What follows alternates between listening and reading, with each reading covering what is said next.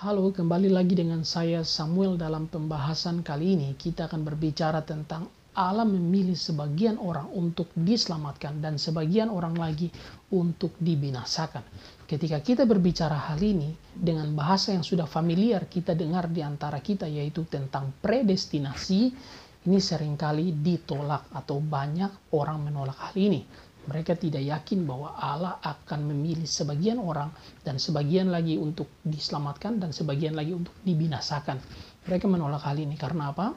Dalam Yohanes 3 ayat 16 di situ dengan jelas menyatakan bahwa karena begitu besar kasih Allah akan dunia ini.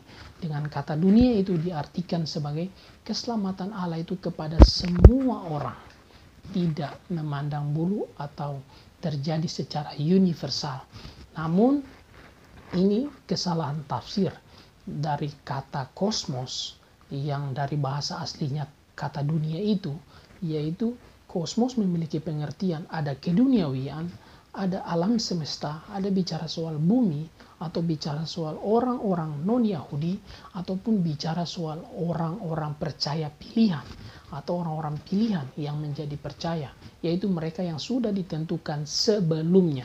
Nah, jika kita melihat dari beberapa arti dari kata kosmos itu dari bahasa asli Yunani, maka kita akan melihat bahwa di ayat Yohanes 3 ayat 16 itu memiliki pengertian bahwa karena begitu besar kasih Allah akan dunia ini, yaitu orang-orang pilihannya, yaitu orang-orang percaya yang akan diselamatkan dengan mengaruniakan anaknya yang tunggal, yaitu Kristus Tuhan, untuk menyelamatkan mereka, yaitu yang sudah dipilih di dalam kekekalan oleh Bapa sendiri.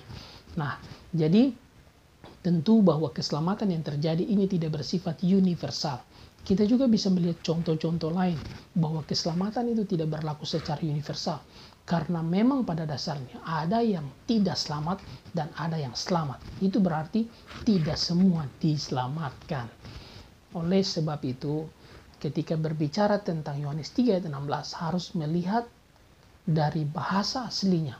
Kata dunia itu apakah mengarah kepada dunia alam semesta ini atau bumi ini, dan dia bersifat universal, ataukah dia hanya menjelaskan atau mengarahkan kepada orang-orang pilihan saja.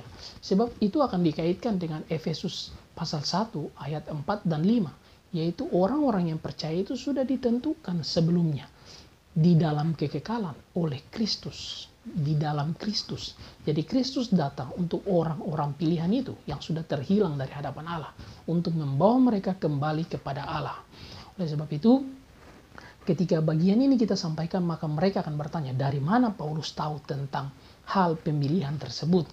Oke, kita akan bicara bahwa bukan hanya Paulus yang berbicara tentang pemilihan, tetapi Lukas juga dalam Kisah Para Rasul 13 ayat 48, ketika mereka mendengarkan berita tentang Injil itu, maka mereka semua menjadi percaya, yaitu mereka yang sudah ditentukan untuk memperoleh hidup yang kekal. Ini jelas berarti bukan hanya Rasul Paulus, tetapi Lukas juga dalam hal ini berbicara tentang hal pemilihan, yaitu Allah telah menentukan mereka untuk hidup yang kekal.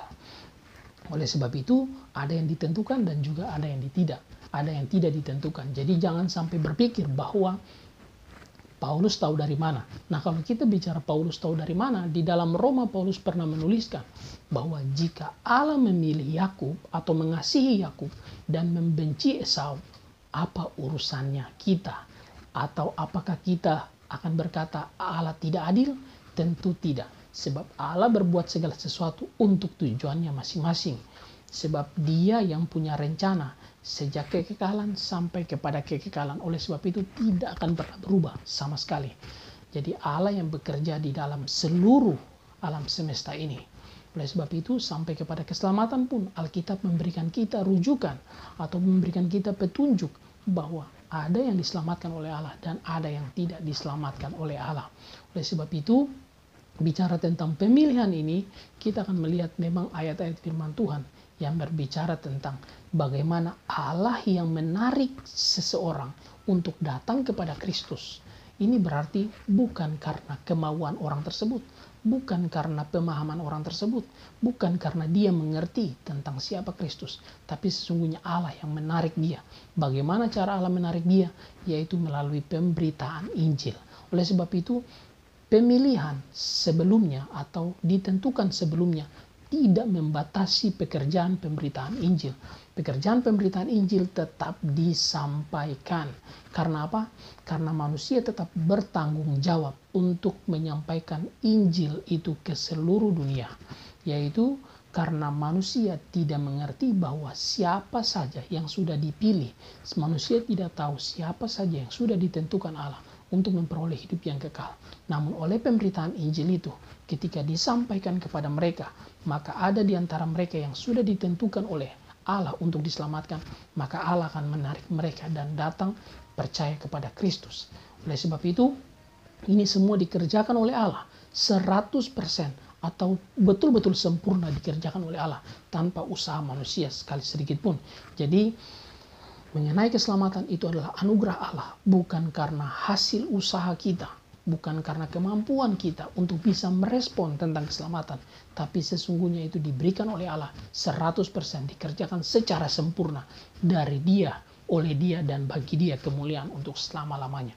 Jadi ayat firman Tuhan Efesus maupun Kisah Para Rasul maupun Yohanes 3 ayat 16 itu sama sekali tidak bertabrakan satu dengan yang lainnya mengenai pemilihan, maupun Roma pasal 8 ayat yang ke-28 yang berbicara tentang bahwa Allah turut bekerja di dalam segala sesuatu untuk mendatangkan kebaikan bagi mereka yang terpanggil sesuai dengan rencana, yaitu mereka yang mengasihi Dia. Lalu kemudian yang mereka yang sudah ditentukan sebelumnya. Gitu. Jadi ini jelas bahwa orang yang percaya itu adalah orang-orang yang sudah ditentukan oleh Allah untuk diselamatkan. Bukan orang-orang yang sanggup untuk bisa merespon apa yang Allah kerjakan. Tapi mereka sesungguhnya dalam keadaan yang mati rohani itu tidak mungkin bisa dibangkitkan. Kecuali lewat Allah sendiri yang akan membangkitkan mereka. Oleh sebab itu pandangan tentang keselamatan itu bersifat universal atau dikerjakan kepada semua orang. Itu sama sekali tidak memiliki dasar yang kuat untuk dipertahankan. Alih-alih pasti juga akan hancur dengan pandangan bahwa Allah memang betul-betul telah memilih siapa yang diselamatkan dan siapa yang dibinasakan. Oleh sebab itu, hal itu tidak bisa dibantah oleh siapapun. Sebab itu diberikan petunjuk oleh kitab suci. Oke, saya pikir cukup penjelasan singkat tentang Allah memilih sebagian orang untuk dibinasakan dan sebagian orang lagi untuk diselamatkan. Kiranya kita terus belajar dan kita bisa berbagi satu dengan yang lainnya untuk kemuliaan Tuhan. Ini berbicara bukan berasumsi, tetapi betul-betul menggunakan dalil kitab suci yang memberikan petunjuk demikian. Sehingga kita belajar tidak menggunakan asumsi, tapi menggunakan dalil yang betul-betul bersumber dan alkitabiah, bukan ayatiah. Terima kasih dan Tuhan Yesus memberkati.